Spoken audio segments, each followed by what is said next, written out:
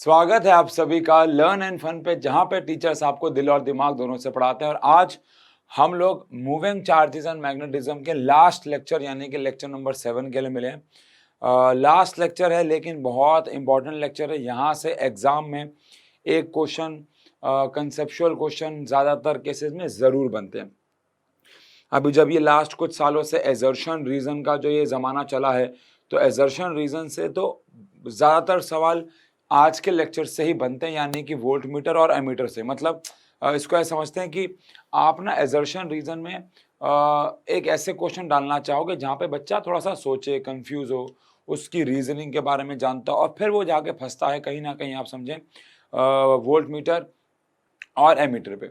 क्योंकि इसमें कुछ चीज़ें ऐसी हैं जो बच्चा अगर ढंग से नहीं पढ़ता तो कन्फ्यूजन रहती है। तो यहाँ से एग्जाम में आने के चांसेस ज़्यादा है। देखो, इस चैप्टर में ना बहुत सिंपल सा लॉजिक ये है कि डेरिवेशन आने के चांसेस टॉर्क की है, यानी सबसे ज़्यादा चांसेस तो बिना साइन थीटा वाले फॉर्मूले टॉर्क की है या पैरेलल वायर्स की है। उसके बाद अगर बात करें तो एक स्ट्रेट वायर या कोई भी बार्ट-सावर्त लॉ की एप्लीकेशन या फिर सोलेनॉइड। न्यूमेरिकल की बात करें तो न्यूमेरिकल पहले तो इससे साइक्लोट्रॉन से आया करता था, लेकिन वो हिस्सा तो चलो डिलीट हो गया। अब न्यूमेरिकल आने के चांसेस या रेशियो वाले जो न्यूमेरिकल होते हैं कि alpha particle beta particle ratio निकालो, कराएंगे आपको, वो आते हैं। जो हमारा स्पेशल केस था सेकेंड, जब एक चार्ज पार्टिकल मैग्नेटिक फील्ड में परपेंडिकुलरली एंटर करता है। और कंसेप्चुअल क्वेश्चन ज़्यादातर तो ऐसे कहीं से भी आ सकते हैं, लेकिन 7th लेक्चर से कंसेप्चुअल, एजर्शन, रीजन, ये ज़्यादा सवाल यहाँ से बनते हैं। अब आज हमें पढ़ना क्या है? हमारे आज का जो मेन फोकस रहेगा वो ये है कि हम एक गैल्वेनोमीटर को कन्वर्ट करना सीखेंगे एमीटर में, और ऐसे ही गैल्वेनोमीटर को कन्वर्ट करना सीखेंगे वोल्ट मीटर में। वोल्ट मीटर में कन्वर्ट करने का काम 5 मिनट का भी नहीं है। हाँ, एमीटर में कन्वर्ट करने में हमें 10-15 मिनट लगेंगे, लेकिन उससे पहले हमें ये जानना होगा, क्योंकि बहुत सारे बच्चे शायद ये ना जानते हों, कि एमीटर, जिसको हम लोग एम्पियर मीटर भी कहते हैं, इसका पूरा नाम एक्चुअली एम्पियर मीटर होता है, और वोल्ट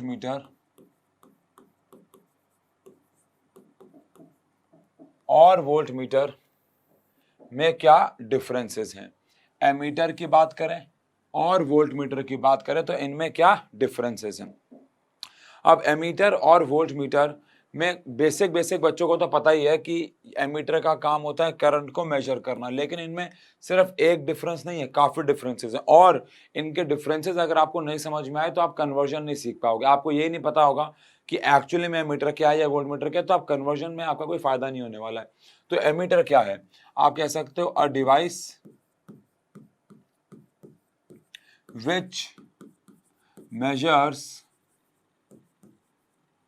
करंट, आप ऐसा कह सकते हो even high amount of current.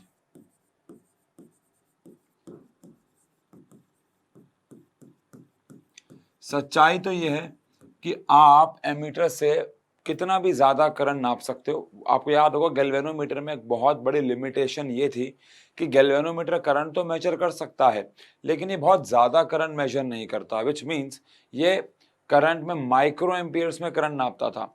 और सच्चाई तो ये थी कि गैल्वेनोमीटर को हम यूज़ भी नहीं करते थे करंट को नापने के लिए। गैल्वेनोमीटर माइक्रो एम्पियर में करंट नापता, जिसकी वजह से वो करंट एक्चुअली डिटेक्ट करता। लेकिन हायर अमाउंट ऑफ करंट, या मैं अपने डेली लाइफ की बात करें, अब आपके लैब में अगर आप कभी गए हो फिजिक्स के, तो आपने करंट को नापने के लिए माइक्रो एम्पियर में करंट नाप रहे हो। जैसे हमारे 12th में एक्सपेरिमेंट है पीएन जंक्शन डायोड का, हो सकता है कुछ स्कूल में हो गया हो, वहाँ पे करंट बहुत कम रहता है। तो इन दैट केस हम लोग गैल्वेनोमीटर का इस्तेमाल करते हैं। लेकिन अगर आपने यूज़ किया हो कभी हाउस होल्ड सर्किट पे कोई काम कर रहे हो आप, तो in that case we use ammeter, क्योंकि एमीटर ज़्यादा करंट नापता है। कैसे नाप लेता है ज़्यादा करंट, ये हम, और ऑल्दो ये बना गैल्वेनोमीटर से ही होता है, लेकिन ज़्यादा करंट कैसे नापता है वो आज हम बात करेंगे। और अगर यहाँ पे बात करें तो it measures potential difference between 2 points, potential difference between 2 points। अब एक सवाल एग्जाम में बहुत आता है, बहुत ज्यादा आता है, कि क्या वोल्टमीटर इलेक्ट्रिक पोटेंशियल भी नाप सकता है। याद करेंगे हमारा सेकंड चैप्टर, इलेक्ट्रिक पोटेंशियल में हम लोग चार्ज को इन्फानाइट से एक पॉइंट तक लाते हैं, और पोटेंशियल डिफरेंस में 1 पॉइंट टू अनदर। तो वोल्ट मीटर की अगर हम लोग बात करें तो वोल्ट मीटर में हम लोग जब चार्ज को एक पॉइंट से दूसरे पॉइंट लेके जाते तो वर्क डन नापते हैं। तो वोल्ट मीटर एक्चुअली में पोटेंशियल डिफरेंस ही नापता है बिटवीन 2 पॉइंट्स, यानी ये इलेक्ट्रिक पोटेंशियल मेजर नहीं करता। अब मान लो एजर्शन आया कि volt meter measures electric potential, तो वो फॉल्स हो जाएगा, वो गलत हो जाएगा, ये बात ध्यान रखिएगा, ठीक है जी। चलिए अगला, it is connected in series. आपको शायद पता ही हो, इसको हम लोग सीरीज में कनेक्ट करते हैं। इसको सीरीज में क्यों कनेक्ट करते हैं भाई? क्योंकि करंट सीरीज में सेम रहता है और ये क्या मेजर करता है? करंट, इसलिए इसको सीरीज में कनेक्ट किया जाता है। और इसकी बात करें तो it is connected in parallel. इसको पैरेलल कॉम्बिनेशन में कनेक्ट करते हैं, इसको पैरेलल कॉम्बिनेशन में कनेक्ट किया जाता है। इसको पैरेलल कॉम्बिनेशन में इसलिए कनेक्ट करता है क्योंकि पैरेलल कॉम्बिनेशन में वोल्टेज जो है वो सेम रहती है, इसलिए से पैरेलल कॉम्बिनेशन में कनेक्ट करते हैं। थर्ड पॉइंट पे अगर आए तो एमीटर में क्योंकि इसको सीरीज में कनेक्ट करते हैं तो इसका ओवरऑल रेजिस्टेंस को बहुत लो रखा जाता है। क्यों लो रखा जाता है? बिकॉज अगर सर्किट में सीरीज में कोई चीज कनेक्ट हो रही है और उसका रेजिस्टेंस हाई है तो सर्किट का रेजिस्टेंस भी इंक्रीज कर देगी। तो रेजिस्टेंस इज वेरी लो, इसका रेजिस्टेंस बहुत ज्यादा कम होता है। और वहीं पे अगर इसकी बात करें तो रेजिस्टेंस इज वेरी हाई, इसका रेजिस्टेंस बहुत ज्यादा हाई होता है। क्यों? क्योंकि ये वोल्ट मीटर जो है वो पैरेलल में लगता है। अब पैरेलल में अगर आप सोचो, यहाँ पे मैंने एक डिवाइस लगा रखा है, कोई भी एक डी नाम का, और उसके पैरेलल में मैंने वोल्ट मीटर लगा रखा है। अब अगर वोल्ट मीटर का रेजिस्टेंस मान लेते हैं लो हुआ तो यहाँ से करंट आएगा और सारा करंट जो है वो ऊपर से निकल जाएगा, बिकॉज करंट वहां से निकल जाता है जहां पे रेजिस्टेंस बहुत लो होता है। तो इन दैट केस तो बहुत बड़ी गड़बड़ी हो जाएगी। इसीलिए हम वोल्ट मीटर का जो रेजिस्टेंस है वो बहुत ज़्यादा हाई रखना चाहेंगे, बिकॉज अगर करंट यहाँ जाता है तो वो कम से कम जाए, क्योंकि अगर रेजिस्टेंस हाई होगा तो वो कम से कम करंट वहाँ ऑफर करेगा, यहाँ पे ज़्यादा से ज़्यादा जाएगा और डिवाइस से करंट पास हो जाएगा। इसीलिए वोल्ट मीटर का जो रेजिस्टेंस है वो हम लोग काफ़ी हाई रखते हैं। अब लास्ट पॉइंट जो है कि ideal ammeter has zero resistance. अगर मुझे एक ऐसा एमीटर चाहिए जो मेरे सपनों का हो तो ये बात ध्यान रखिएगा, उसका जो रेजिस्टेंस है वो हमेशा जीरो होगा।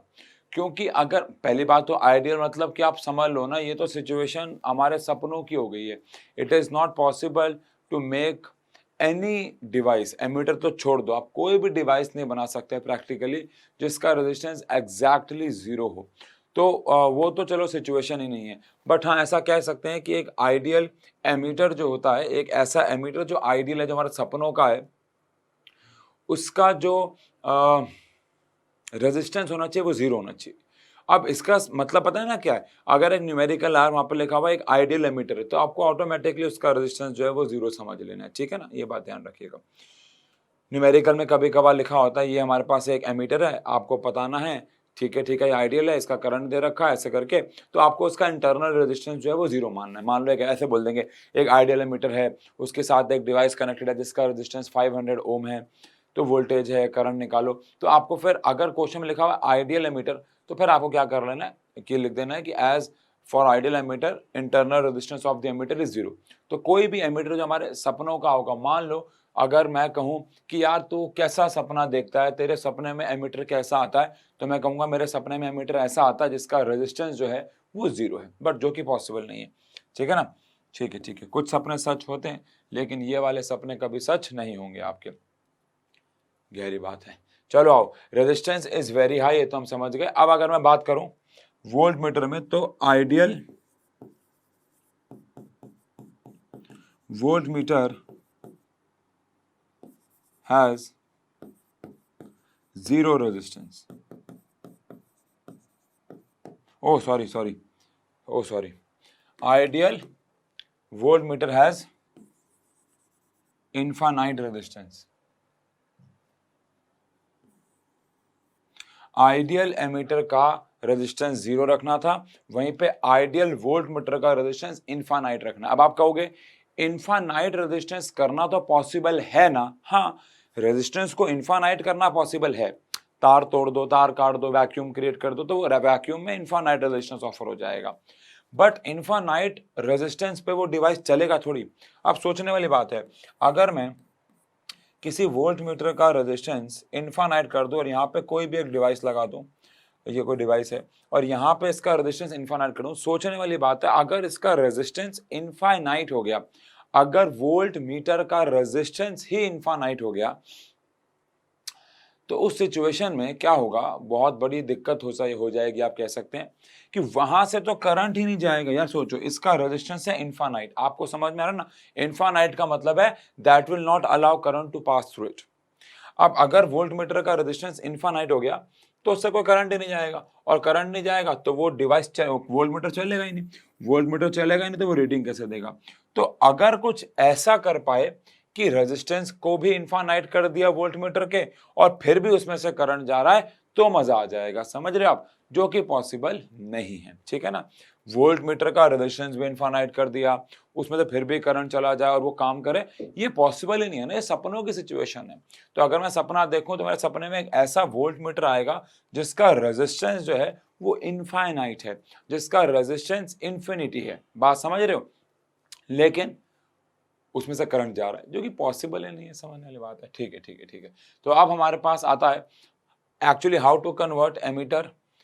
To convert galvanometer into ammeter. पहली बात तो क्या है, पॉसिबल है? क्या मैं किसी भी गैल्वेनोमीटर को एमीटर में कन्वर्ट कर सकता हूं? पहले तो ये सवाल आता है। तो आंसर है हाँ, बिल्कुल कर सकते हैं। अच्छा, दूसरा सवाल, मैं अपने आसपास जितने भी एमीटर देखता हूं, क्या वो सब गैल्वेनोमीटर से ही बने हुए हैं? आंसर इज नो, ऐसा नहीं है। जैसे मूविंग कॉइल गैल्वेनोमीटर होता है, ऐसे मूविंग कॉइल एमीटर होता है। तो एमीटर बहुत सारे प्रकार के हैं इस दुनिया में, लेकिन एमीटर गैल्वेनोमीटर से जो बन रहा है वो मूविंग कॉइल ही होंगे, ठीक है ना? और हमें वही पढ़ना है। अब मूविंग कॉइल गैल्वेनोमीटर को एमीटर में कैसे कन्वर्ट करें? सबसे पहला टास्क तो यह है भाई कि हमारे पास जो गैल्वेनोमीटर होता है,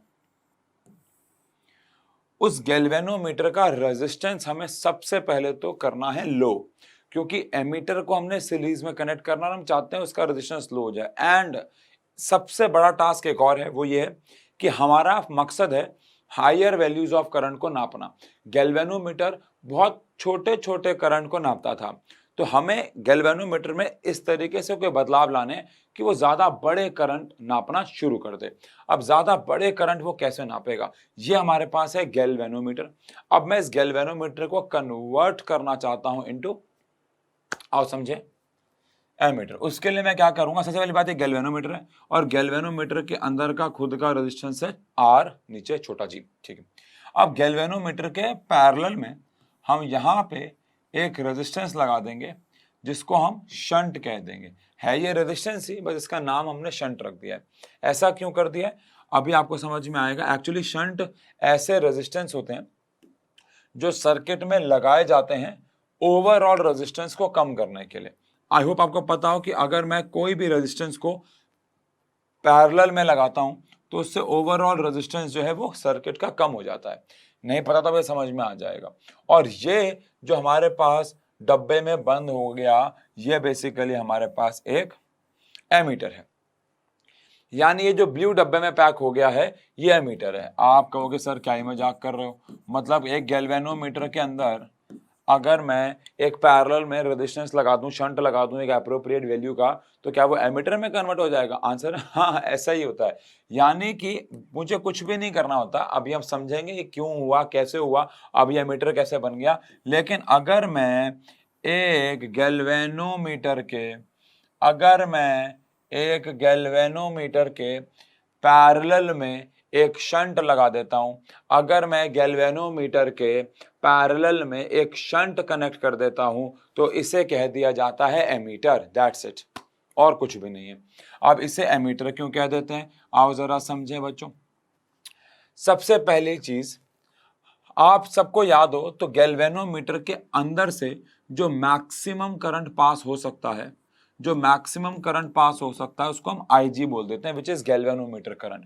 सबसे पहली बात तो IG है, मान लो ये सबसे बड़ी बात है, इसको नहीं भूलना है, क्योंकि हमारा गैल्वेनोमीटर एक मैक्सिमम वैल्यू ऑफ करंट नाप सकता है। उसके ऊपर अगर करंट गैल्वेनोमीटर से गया तो हमारा गैल्वेनोमीटर खराब हो जाएगा। तो IG क्या है? Maximum current which can be measured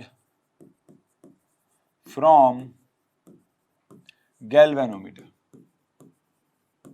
which can be measured from galvanometer। अच्छा, अब RG क्या है भाई? RG है रेजिस्टेंस ऑफ गैल्वेनोमीटर, ठीक है।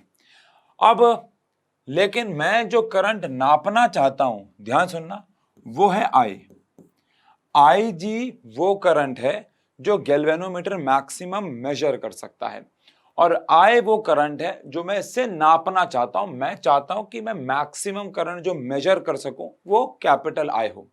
तो कैपिटल I हो गया, इसको बोलते हैं range of current which can be measured from emitter, which can be measured from emitter, range of current which can be measured from emitter। तो एमीटर से जो करंट नापा जाता है, एमीटर से जो करंट कैलकुलेट किया जाता है, उस करंट को हम लोग रेंज बोल देते हैं। मतलब हम चाह रहे हैं, मैं इसको वैल्यू से समझाता हूं। मान लो गैल्वेनोमीटर कहता है कि मैं अपने अंदर से मैक्सिमम करंट जो अलाउ करूंगा वो 0.1 एम्पियर है। ऑल दो आप सब जानते हैं ये इससे भी कम होता है, ये तो माइक्रो में होता है, लेकिन माइक्रो में वैल्यूज लूंगा तो समझ में नहीं आएगा। मान लो गैल्वेनोमीटर कहता है कि मैं अपने अंदर से मैक्सिमम करंट जो मेजर कर सकता हूं वो 0.1 एम्पियर है, इसके ऊपर मैं करंट मेजर नहीं कर पाऊंगा। मेरे अंदर से इससे ऊपर करंट पास कराओगे, मेरे अंदर एक सेंसिटिव स्प्रिंग लगा होता है, वो खराब हो जाएगा, मैं गैल्वेनोमीटर ना खराब हो जाएगा, ठीक है, ओके। लेकिन हमें एक ऐसा एमीटर बनाना है जो मान लेते हैं 10 एम्पियर करंट मेजर कर सके। तो वो 10 ampere is the maximum current जो मैं चाहता हूं मेरा एमीटर नाप सके, and 0.1 ampere is the maximum current जो मेजर किया जा सकता है यूजिंग गैल्वेनोमीटर। तो ये हो गया IG और ये हो गया I। ये I वो करंट है जो मैं मैक्सिमम एमीटर से मेजर कर सकता हूं, नाप सकता हूं। पहली बात तो ये समझनी है आपको, ठीक है, ठीक है, ठीक है, ठीक है। तो I is the range and IG is the current which can be measured using galvanometer। अब यहां पे शंट लगाने से होता क्या है? बहुत बड़ी चालाकी होती है, बहुत बड़ी, आप कह सकते हैं एक स्कैम चल रहा है हमारे साथ। स्कैम तो वर्ड गलत है, लेकिन आप इसको ऐसे रिलेट कर सकते हो। होता क्या है, जब हम I amount of current pass कराते हैं एक्चुअली एमीटर के अंदर, ये पूरा डब्बा तो एमीटर है ना, तो होता क्या है, हमने ना शंट की वैल्यू को इस प्रकार रखा होता है, जिसको भी हम कैलकुलेट कर लेंगे। शंट की वैल्यू को इस प्रकार रखा होता है कि जब मैं यहां से 10 एम्पियर करंट पास कराता हूं, जब मैं यहां से 10 एम्पियर करंट पास कराता हूं, तो 10 एम्पियर में से 9.9 एम्पियर शंट से पास हो जाता है और 0.1 एम्पियर ही पास कराते हैं हम गैल्वेनोमीटर से। चालाकी ऐसी होती है कि यहां से जब 10 एम्पियर करंट पास होता है और डब्बे में जाता है, तो डब्बे के अंदर 0.1 एम्पियर गैल्वेनोमीटर से पास हो जाता है, बाकी 9.9। अब आप कहोगे ये कैसे होता है? अरे तो हमने वो शंट की वैल्यू इस प्रकार रखी होती है ना, जिसको भी हम डिराइव भी करेंगे फॉर्मूला। ये तो यार ये तो हमें पता है ना कि मैं उसकी वैल्यू क्या रखूं कि उससे कितना करंट जाए, ये तो कॉमन सेंस हम निकाल सकते हैं, किरचॉफ लॉ, ओम्स लॉ लगा के। तो मैंने यहाँ पे शंट की वैल्यू इस प्रकार लगानी है कि यहां से जब भी 10 एम्पियर करंट आए, 9.9 इधर जाए, 0.1 उधर जाए। अब जब 0.1 एम्पियर गैल्वेनोमीटर से जाएगा तो वो जो डिफ्लेक्शन देगा वो 0.1 पे देगा ना। तो बस हमने कुछ नहीं करना, हमने जो पर्ची है उसको बदल देना है। पर्ची पे जहां 0.1 एम्पियर लिखा हुआ था उसको 1 एम्पियर कर देना है, सॉरी 10 एम्पियर कर देना। जहां पे गैल्वेनोमीटर की पर्ची पे 0.1 एम्पियर लिखा हुआ था, वहां पे हटा के उसको 10 एम्पियर कर देना है। अब होगा क्या, सुनो, यहां से करंट कितना गया? 10 एम्पियर। तो वो डिफ्लेक्शन भी कितना देगा 10 एम्पियर। बट हमें पता है आज से पहले नहीं पता था। आज से पहले क्या होता था, एमीटर के अंदर करंट जाता था 10 एम्पियर, वो 10 एम्पियर के डिफ्लेक्शन देता था, सब कुछ ठीक था, हम लोग अपने एक्सपेरिमेंट करके घर आ जाया करते थे। लेकिन आज पता लग रहा है कि एक्चुअली में ऐसा होता ही नहीं है। होता क्या है, 10 एम्पियर करंट जब हम पास करवाते हैं एक एमीटर के अंदर, तो एक्चुअली उसके अंदर गैल्वेनोमीटर और शंट लगा होता है जो करंट को डिवाइड कर देता है। अब 10 एम्पियर में से 0.1 एम्पियर करंट पास होता है गैल्वेनोमीटर में से और 9.9 एम्पियर करंट पास होता है शंट से। उससे होता क्या है, अब अगर 10 एम्पियर में से 0.1 एम्पियर पास होगा गैल्वेनोमीटर में से और 9.9 पास होगा शंट से, तो हमने यहाँ पे इसकी पर्ची पे 0.1 को हटा के 10 एम्पियर कर दिया है, तो डिफ्लेक्शन तो 10 का ही देगा ना। अब ऐसे ही समझो, मैंने यहाँ पे 5 एम्पियर करंट पास करा है, तो वैल्यू इस प्रकार है कि 5 एम्पियर में से 0.05 एम्पियर यहां पास होगा और बाकी बचा हुआ कितना 4.95 जो भी है वो यहां पास हो जाएगा। अब इससे क्या होगा, इससे ये होगा कि हमें अगेन जहां 0.05 लिखा हुआ था वो तो पर्ची पे हमने क्या लिख दिया होगा 5, यानी हम गैल्वेनोमीटर से करंट उसकी मैक्सिमम वैल्यू या उससे कम ही पास करवा रहे हैं, लेकिन रीडिंग को हमने बदल दिया है और जो भी एक्सेस करंट है वो सारा का सारा करंट हम पास करवा रहे हैं शंट से। तो आप ऐसा कह सकते हो कि हम एमीटर से करंट तो नापते ही नहीं है, एमीटर तो कुछ होता ही नहीं है, ये तो बस एक स्कैम है। आप समझ रहे हो, एमीटर को खोलोगे तो अंदर कौन बैठा होगा, गैल्वेनोमीटर, और उसके पैरेलल में क्या लगा होगा, शंट, और एक्सेस अमाउंट ऑफ करंट सारा शंट से पास करा देंगे। ये आई है, यहाँ पे आप आई जी मैक्सिमम पास करा सकते हो, तो यहाँ पे आई माइनस आई जी जाएगा अकॉर्डिंग टू हमारा जंक्शन लॉ। इस जंक्शन से आई माइनस आई जी जाएगा, that is the game. Okay, अब हमें ये शंट की वैल्यू कैलकुलेट करनी है कि मैं शंट की वैल्यू क्या रखूं कि मैं आई वाला अमाउंट मैक्सिमम करंट जो है वो मेजर कर सकूं। ठीक है ना, ये हमारी बात को आप समझना है, ज्यादा मुश्किल नहीं है, हमें किरचॉफ लॉ लगाना है और हो जाएगा काम। अब किरचॉफ लॉ के हिसाब से अगर मैं यहाँ ऐसे जाता हूँ इस डायरेक्शन में, तो ये मेरे पास आ जाएगा आई माइनस आई जी शंट, इधर गया इधर गया इधर गया इधर गया इधर गया, यहाँ आए, यहाँ से वापस आए तो नेगेटिव में आ जाएगा, नेगेटिव में आएगा तो क्या आएगा, I G R G is equal to, कोई पोटेंशियल गेन नहीं है, पोटेंशियल ड्रॉप कोई पोटेंशियल गेन नहीं, किरचॉफ लॉ, ये इक्वेशन बन जाएगी। अब यहाँ से अगर मुझे शंट की वैल्यू निकालनी है तो शंट की वैल्यू क्या आ जाएगी, एस, पहले अगर मैं इसको इतना ही लिख दूं आई माइनस आई जी और ये उधर चला गया आई जी आर जी, तो यहाँ से शंट की वैल्यू आ जाएगी आई जी आर जी अपॉन में आई माइनस आई जी इंटू में एस।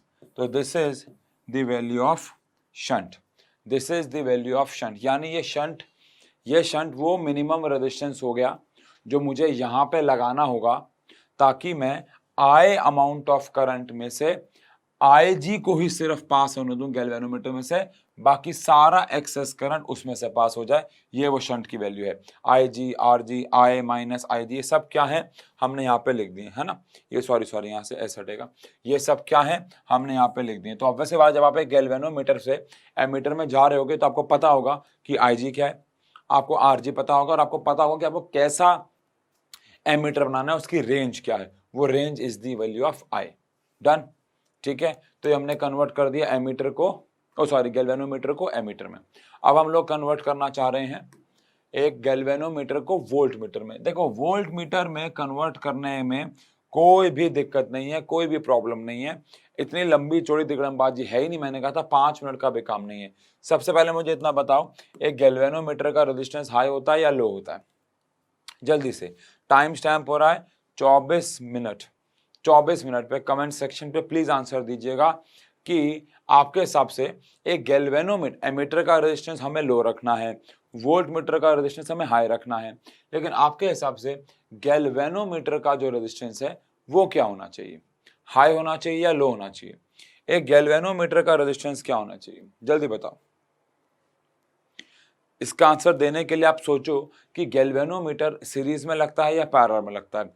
जितने भी डिवाइसेस हम लोग सीरीज में लगाते हैं और हम चाहते हैं उनसे maximum amount of current pass हो तो हम उन्हें ऑब्वियसली बात है लो रेजिस्टेंस का रखेंगे। तो अगेन गैल्वेनोमीटर भी लो रेजिस्टेंस का होता है, और अदरवाइज क्योंकि ये सीरीज में लगता है, अगर इसका रेजिस्टेंस हाई हुआ तो सर्किट के रेजिस्टेंस को ये कम कर देगा, तो इसका रेजिस्टेंस भी क्या होता है, लो होता है। अब लेकिन अगर मुझे वोल्ट मीटर बनाना है तो वोल्ट मीटर का रेजिस्टेंस मुझे हाई रखना है या मुझे लो रखना है, ये बताओ। वोल्ट मीटर का जो रेजिस्टेंस है वो मुझे हाई रखना है या लो रखना है, ये बताओ। आंसर ये पता है, वोल्ट मीटर का रेजिस्टेंस बहुत हाई होना चाहिए क्योंकि इसे पैरेलल कॉम्बिनेशन में कनेक्ट किया जाएगा, एंड इन पैरेलल कॉम्बिनेशन जो रेजिस्टेंस होना चाहिए वो बहुत ज्यादा हाई होना चाहिए ताकि उससे कम से कम अमाउंट ऑफ करंट पास हो। यहाँ बात की ना अभी, एक वोल्ट मीटर का जो रेजिस्टेंस है वो बहुत ज्यादा हाई होना चाहिए। अब अगर एक वोल्ट मीटर का रेजिस्टेंस हाई होना चाहिए तो उसके लिए मुझे इसके सीरीज में कनेक्ट करना होगा कुछ रेजिस्टेंस ताकि इसका रेजिस्टेंस बढ़ जाए। ये मेरे पास गैल्वेनोमीटर है, इसके खुद का रेजिस्टेंस है आरजी, लेकिन मुझे अगर इसके ओवरऑल रेजिस्टेंस को बढ़ाना है तो मुझे इसके सीरीज में एक एक्सटर्नल रेजिस्टेंस लगाना होगा, और ये पूरा जो डब्बे में बंद हो रहा है ये हमारे पास वोल्ट मीटर है। ये जो डब्बे में बंद हो रहा है इसको हमारा वोल्ट मीटर कहते हैं, ये हमारा वोल्ट मीटर है। ये डब्बे में बंद हो रहा है बच्चों, ये हमारा वोल्ट मीटर है, this is our voltmeter. ठीक है, कुछ भी नहीं है। देखो पहली बात तो आईजी अमाउंट ऑफ करंट जा रहा था, अब तो करंट और भी कम हो जाएगा बिकॉज हमने सीरीज में एक रेजिस्टेंस लगा दिया, तो उसकी तो टेंशन ही नहीं है। Maximum allowed current is IG, और वो उसके ऊपर हम पार जाने भी नहीं वाले हैं, तो यहाँ पे कोई करंट डिवीजन वाला खेल तो है ही नहीं। बहुत सिंपल सी इक्वेशन है, वो क्या है कि अगर मेरे देखो अब यहाँ पे तो बस हम हद से ज्यादा ओम्स लॉ लगा सकते हैं। कैसे? मान लो V क्या है, voltage range which is to be measured from voltmeter।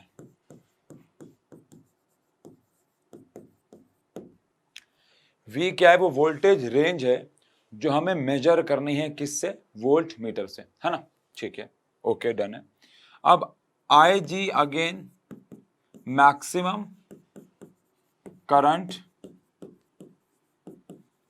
which is to be measured from galvanometer।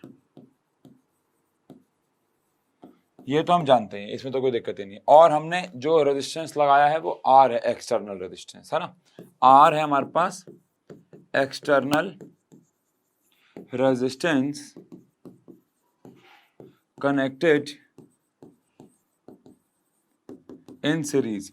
Series में हमने एक R नाम का रेजिस्टेंस लगा दिया है, और क्यों लगाया है, टू इंक्रीज द रेजिस्टेंस। अब यहाँ पे वैसी जो हमने वहां पे कैलकुलेशंस की हैं ऐसी कोई कैलकुलेशन नहीं होनी है, बस ओम्स लॉ लगाना है। अकॉर्डिंग टू ओम्स लॉ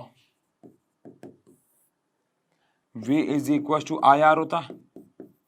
अब इस खेल में V हमें वोल्टेज जो नापनी है वो है, I हमारे पास IG है, और R हमारे पास RG प्लस R हो गया। RG इज द गैल्वेनोमीटर का खुद का resistance, and R is the external resistance जो हमने अप्लाई किया है, बस खत्म, दैट्स इट। तो ये खेल है और कुछ भी नहीं है, इसमें तो कुछ है नहीं, मैंने आपको बताया, क्योंकि वोल्टेज तो वैसे भी नाप लेनी है आपने, ठीक है ना। करंट का उससे कोई लेना देना है नहीं, मतलब कि उसकी सेंसिटिविटी से कोई लेना देना है नहीं। मतलब अगर हम IG अमाउंट ऑफ करंट को भी रख के हम वोल्टेज रेंज को बढ़ा सकते हैं by increasing the value of R, तो वो कोई बड़ा इशू नहीं है, ठीक है ना। और इसी के साथ हमारा चैप्टर जो है वो खत्म होता है। अब क्योंकि इस चैप्टर में काफी सारे फॉर्मूले आए थे, तो मैं ये चाहूंगा कि हम सारे फॉर्मूलों को एक तरफ एक स्क्रीन पे लिख दें। और क्योंकि भाई ये चैप्टर है, देखो अगर आप नोटिस करो, आप ना first chapter, second chapter, third chapter के हिसाब से अगर हिसाब लगाओ तो फोर्थ चैप्टर में सबसे ज्यादा फॉर्मूले आए हैं और कंसेप्ट भी सारे नए आए हैं। तो इसीलिए एक स्क्रीन पे हम लोग इस सारे के फॉर्मूले लिखेंगे, ठीक है जी, और चैप्टर को समाप्त कर लेंगे। और मैं चाहूंगा कि आप लोग भी ये फॉर्मूले लिखो, और क्यों ना ऐसा करो कि आप इस वीडियो को पॉज कर लो और इस चैप्टर के सारे फॉर्मूले एक तरफ पहले आप लिखो, फिर आप वीडियो को प्ले करो, मैं लिखूंगा, और फिर इससे क्या होगा, आपकी डबल प्रैक्टिस हो जाएगी, ठीक है ना। या फिर मैं ऐसा भी कर सकता हूँ, मैं फॉर्मूला बोल रहा हूँ, आप साथ साथ बोलना, ठीक है जी। तो सबसे पहले इस चैप्टर में हमारे पास आया बार्ट-सेवर्ट का फॉर्मूला, जो कि आया mu naught upon 4 pi I D L sine theta by R square. इसी को वेक्टर फॉर्म में भी हमने लिखा था, अगर आपको याद हो, जो कि आया था mu naught upon 4 pi I DL vector cross R vector by R cube. ये वेक्टर फॉर्म में आ गया था हमारे पास फॉर्मूला। फिर बार्ट-सेवर्ट लॉ जी के फॉर्मूले से हम लोगों ने आगे और फॉर्मूले निकाले। एक सर्कुलर लूप के लिए सेंटर पे फॉर्मूला आया mu not an I upon में 2r, और ऐसा ही कुछ एक्सियल पॉइंट के लिए भी आया था, मैग्नेटिक फील्ड एक्सियल पॉइंट के लिए भी आई थी। मैग्नेटिक फील्ड एक्सियल पॉइंट के लिए भी हमारे पास आया था फॉर्मूला। अब एक्सियल पॉइंट पे आपको अगर याद हो तो हमारे पास mu naught number of turns अगर n है, n a स्क्वायर अपॉन में 2 r square plus a square की पावर 3/2, ये हमारे पास फॉर्मूला आ गया था, है ना।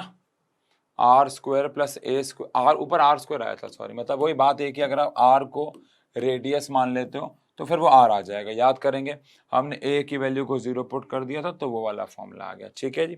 इसके बाद जहाँ तक मुझे याद है हम लोग चले गए थे एम्पियर सर्किटल लॉ पे, और एम्पियर सर्किटल लॉ जी के हिसाब से B dot D L is equal to mu naught I, where I जो था वो net current threading the surface था। नेट करंट कितना सरफेस को थ्रेड कर रहा था।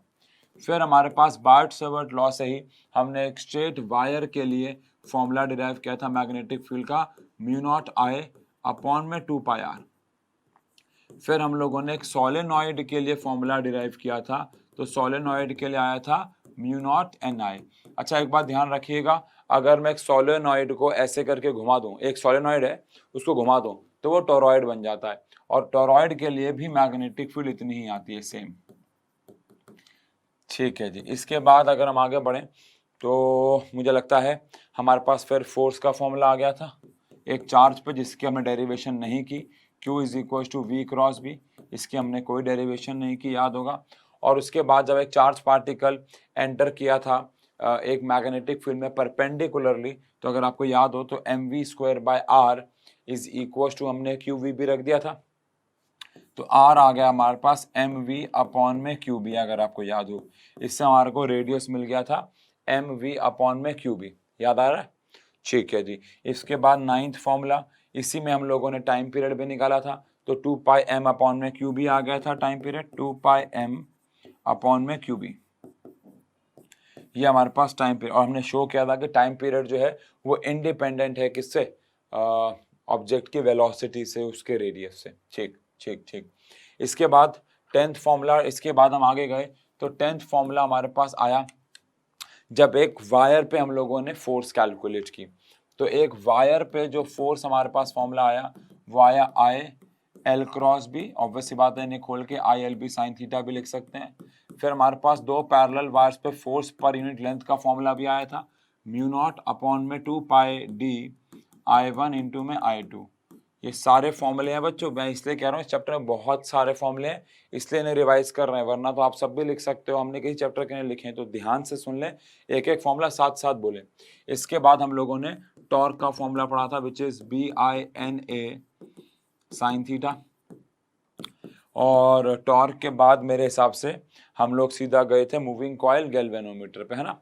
मूविंग कॉइल गैल्वेनोमीटर में हमारे पास जो थीटा था वो जी इंटू में आई आ गया था, और theta is equal to B N A by K I आ गया था। यहाँ पे जो जी था वो गैल्वेनोमीटर कांस्टेंट था, और इसकी वैल्यू देखा जाए तो ये आ गई थी। मतलब इनडायरेक्टली अगर बात करें तो हमारे पास galvanometer constant B N A by K आ गया था, और यही हमारे पास करंट सेंसिटिविटी का भी फॉर्मूला आ गया था।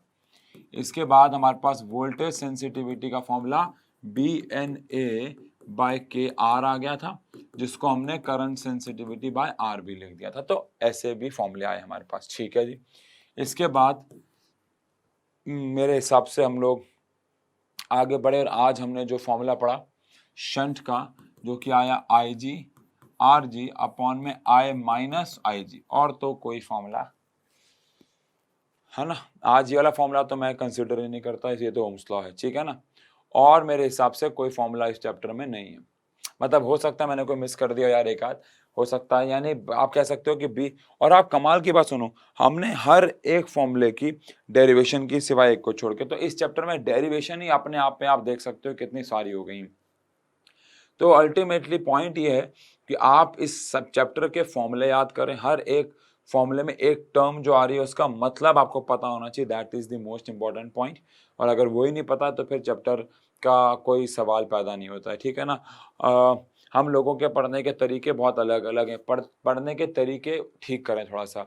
आप लोग में से बहुत सारे बच्चे ऐसे होंगे जिन्होंने सातों के लेक्चर सातों देखे होंगे लेकिन अभी तक इसके नोट्स नहीं बनाए होंगे। नहीं नहीं नहीं नहीं, ये तो बिल्कुल ही गलत तरीका है। सही तरीका क्या है, लेक्चर देखो, उसके नोट्स बनाते चलो साथ। जैसे यार आप पढ़ते हो, जैसे आप ट्यूशन जाके पढ़ते हो, स्कूल जाके पढ़ते हो, ऑफलाइन जाके पढ़ते हो, वहाँ पे व्हाइट बोर्ड होता है अगर मान लो, तो व्हाइट बोर्ड पे क्या करता है टीचर पूरा व्हाइट बोर्ड भर देता है। उसके बाद बच्चा क्या करता है, बच्चा उसको लिखता है, फिर टीचर उसको मिटा देता है, फिर बच्चा उसको फिर दोबारा अगले वाले बोर्ड को लिखता है। तो यही प्रोसेस आपको हर जगह फॉलो करना है, क्योंकि यही प्रोसेस है, इसके अलावा कोई भी अच्छा प्रोसेस नहीं है।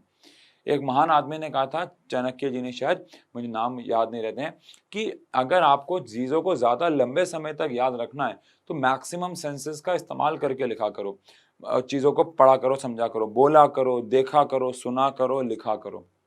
आप सुन तो रही हो, देख तो रही हो, साथ साथ बोलो भी और साथ साथ लिखो भी, महसूस भी करो उसको। इससे चीज़ें लंबे समय तक याद रहती हैं भाई साहब, ये बात समझना। मुझे एक बात याद आई इससे कि मैं एक बारी हमारे यहाँ पे ना सेक्टर 7 में जहाँ रहता हूँ रोहिणी में, वहाँ पे साईं बाबा जी का एक मंदिर है बहुत फेमस।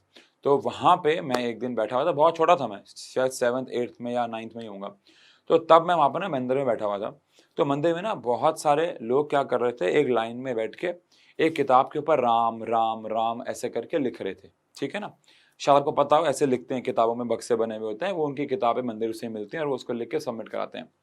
तो मैंने वहाँ पे पंडित जी बैठे हुए थे, तो मैंने उनसे पूछा, पंडित जी ये लिख क्यों रहे हैं, सीधा बोल दें, ऐसे 108 बार राम राम राम बोल दें, क्यों लिख रहे हैं, क्यों किताबें वेस्ट कर रहा है, क्यों कॉपी वेस्ट कर रहे हैं, इससे क्या होगा, और फिर इस कॉपी का करेंगे भी क्या। तो पंडित जी ने मुझे एक बहुत अच्छी बात बोली कि आप मुंह से जब राम राम राम बोलते हैं तो हमारा ध्यान जो होता है, हमारा जो कंसंट्रेशन होता है, वो राम राम बोलते हुए कभी कभार कहीं और भी निकल सकता है।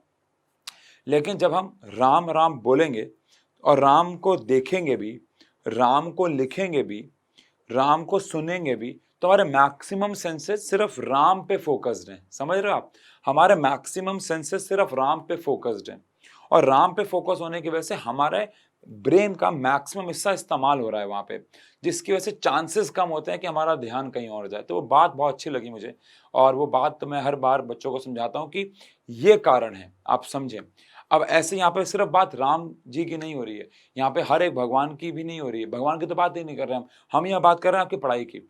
अब अगर आप राम राम जी की जगह बर्नौलीज थ्योरम, बायट-सैवर्ट लॉ लिख रहे हो, बोल भी रहे हो, सुन भी रहे हो, देख भी रहे हो, तो आपके मैक्सिमम सेंसेस इस्तेमाल हो रहे हैं, and that is the point ना।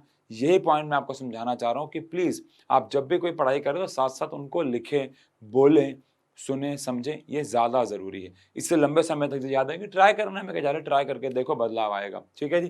तो मिलते हैं अगले लेक्चर में एक नए चैप्टर के साथ। Thank you so much.